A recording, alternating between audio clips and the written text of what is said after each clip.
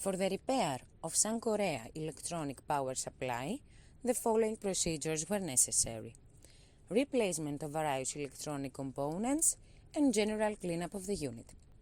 For testing, we used 220-volt AC power supply, two LEDs as 5-volt output, and a multimeter.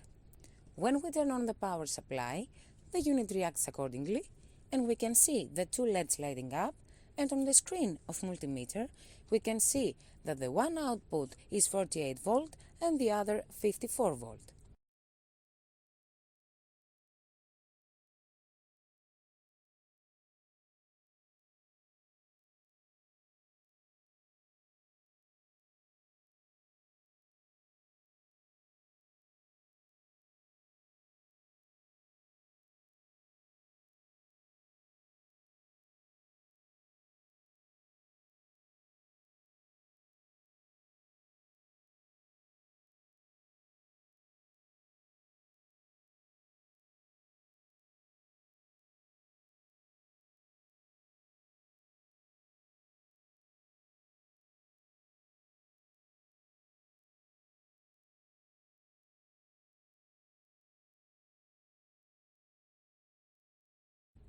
No further testing is possible due to lack of additional units.